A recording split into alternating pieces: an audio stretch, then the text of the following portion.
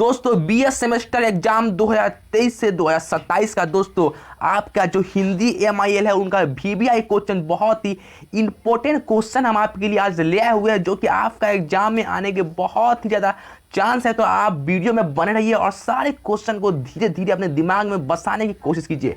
तो चलिए दोस्तों, पहला क्वेश्चन हमारे सामने ये है कि देवनागरी लिपि की वैज्ञानिकता के प्रमुख कारण क्या है। दोस्तों हम उत्तर में जानेंगे कि देवनागरी लिपि का वैज्ञानिकता के प्रमुख कारण है कि इनमें भाषाओं को लिखने और पढ़ने में सरलता है।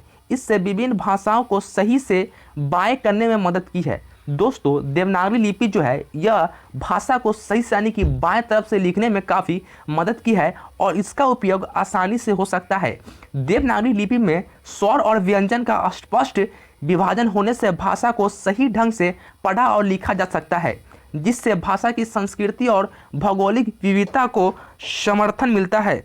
दोस्तों देवनागरी लिपि का जो हम विभाजन होने से भाषा को सही और अच्छा ढंग से हम पढ़ सकते हैं और लिख सकते हैं। तो चलिए दोस्तों अब हम बढ़ते हैं 2 नंबर क्वेश्चन की तरफ। तो दोस्तों 2 नंबर क्वेश्चन है कि देवनागरी लिपि की मानकीकरण का क्या अभिप्राय है, इसे स्पष्ट कीजिए। तो दोस्तों देवनागरी लिपि की मानकीकरण का मतलब यह है कि इसे अस्थायी रूप से बाएं रखें ताकि विभिन्न भाषाओं को आसानी से लेखन और पठन किया जा सके।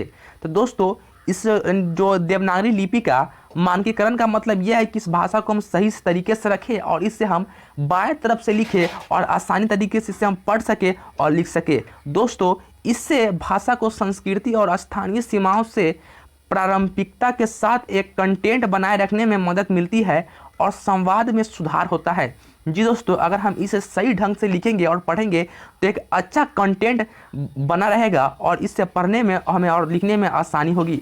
तो चलिए दोस्तों अब बढ़ते हैं 3 नंबर क्वेश्चन की तरफ। तो दोस्तों 3 नंबर क्वेश्चन कहता है कि देवनागरी लिपि के दोषों पर प्रकाश डालिए। तो दोस्तों हम इस क्वेश्चन में पढ़ेंगे कि देवनागरी लिपि का क्या दोष है। तो दोस्तों इसका आंसर में हम लिखेंगे कि देवनागरी लिपि के कुछ दोष में शामिल छोटे स्वर और व्यंजन को सही प्रतिनिधित्व की कमी है। जी दोस्तों, जिससे कई बार उच्च स्वरपन में कठिनाइयाँ हो सकती है। हालांकि इसे बहुत ही सफलता से इस्तेमाल किया जा रहा है, लेकिन इनमें इनके सीमाओं का अध्ययन रखना भी आवश्यक है। जी दोस्तों, इनके दोष में जो छोटे स्वर और व्यंजन आते हैं जो कि यानी इनकी कमी है, इसे सुधारा जाए और इसे सुधारने में काफ़ी कठिनाइयाँ हो सकती है।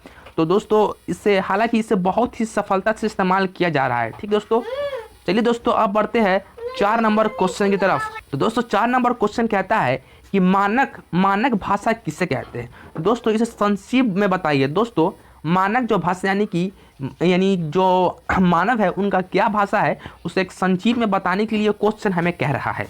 तो दोस्तों इसका उत्तर में हम लिखेंगे कि मानक भाषा वह भाषा है जो एक समूह से सामान्यतः बोली और समझी जाती है। जी दोस्तों, हम मानक भाषा उसे कहते हैं कि कोई भी एक भाषा जो समूह के अनुसार हम एक दूसरे इंसान उनको समझ सकते हैं और बोल सकते हैं, उसे हम मानक भाषा कहेंगे। दोस्तों इससे लोग आसानी से संवाद कर सकते हैं। यह भाषा समूह की संस्कृति और स्थानीय परंपराओं के अनुसार बनती है। जी दोस्तों, जो मानक भाषा होती है वह भाषा संस्कृति और स्थानीय परंपराओं के अनुसार बनती है और इसे सभी लोग समझ सकते हैं और बोल सकते हैं, उसे हम मानक भाषा कहते हैं। जी दोस्तों, ये था आपके लिए 4 क्वेश्चन। तो दोस्तों आपका जो भाषा का था लिपि का, हम हिंदी का सारा चैप्टर को कंप्लीट कर दिए हैं। अब हम बढ़ेंगे हिंदी में आगे। तो दोस्तों अगर आपको वीडियो अच्छा लगता हो तो वीडियो को लाइक कर दीजिए, चैनल को सब्सक्राइब कीजिए, आप कमेंट कीजिएगा तो हम आपके लिए सारे सब्जेक्ट का वीडियो आपके लिए हम लाते रहेंगे। तो वीडियो में बने रहिए, कमेंट कीजिए, लाइक कीजिए, सब्सक्राइब कीजिए। जय हिंद, जय भारत।